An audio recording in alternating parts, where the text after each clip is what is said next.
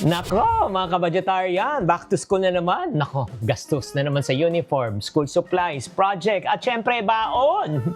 Ay nako, kung 2-3 anak mo, ramdam na ramdam mo yung gastos. Ang tanong, paano ba tayo makakatipid sa panahon ng back to school? Ay magandang araw, this is Chinkitan, your pambansang wealth coach. Alam mo, whether you like it or not, akala lang natin enrollment lang ang problema natin, di ba? Pag tayo pumasok sa school, yung mga anak natin. Pero alam mo, ay nako, meron pa siyang baon, di ba? May pera pa sa umaga, yung anong bibilin sa kantin. Nako, ang dami. Kung bibilangin lang po natin, kung magbibigay ka lang ng baon ng 100 peso kada anak mo, 3 ang nag-aaral, that's 300 a day times 20 days, that's 6,000 pesos per month times 10 months, that's 60,000 pesos per year. Ay nako.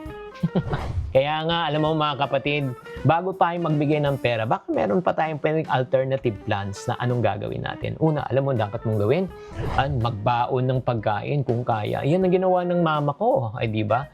Master yan pag mag-slice ng luncheon meat, pagka nipis-nipis. Nung minsan nga, pagbukas ko ng baon, nilipad ng hangin, nilipad. Hinangin, nilipad dahil sa sobrang nipis. Kaya hindi ko nakain yung pagkain. Kaya nga pwede tayong magdala ng sandwich, prutas, lutong bahay, di ba? Mas affordable. Pangalawa, magplano ng weekly budget. Hindi ka araw-araw magdedesisyon. Alam mo, pwede mong gawin. Ito yung tinatawag nating batch cooking. Kunyari, magluto ka ng adobo ng pang-1 linggo.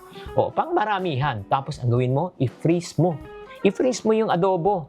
Tapos, kung kailangan lang kumain, like for example, every 2 days, di ba? Monday, adobo. Thursday, adobo. Sunday, adobo. Di ba? Kukunin mo lang yung batch cooking mo para hindi ka na magluto ulit, di ba? I-defrost mo lang or papainitin mo lang, reheat. Number 3, turuan din natin ng basic money management ang ating mga anak. Hindi lang dapat magulang ang natututo mag-budget, pati bata, turuan natin. O sige, ito bibigyan kita ng 5 pesos. Oo, soli mo yung sukli hindi talaga magkakasya yan. Kaya magbigay tayo na sabihin natin, ito pang pamasahe, ito naman ay pang baon, ito naman pambili ng ganito. Okay? Kaya nga, very important na turuan din natin ang mga ating anak na mag-iwas sa tinatawag na impulse buying. Oo, kung ano-ano lang kasi minsan binibili sa school. Di ba? Minsan stickers, toys, collectibles, di kung anong uso. At last but not the least, alam mo pinakamaganda, bago pa sila pumasok, mag-ipon at turuan natin yung ating mga anak ng tinatawag ng back to school fund. Kaya hindi tayo nasusurpresa, di ba? Alam mo naman natin taon-taon na kailangan natin ng pang-tuition fee. Kaya habang maaga pa, magtatabi na tayo ng maliit na halaga buwan-buwan para hindi ka mabigla sa pagbabudget. Ang pagiging responsibilidad sa sa pagbabudget ng ating pera ay hindi lang tungkol sa tuition fee.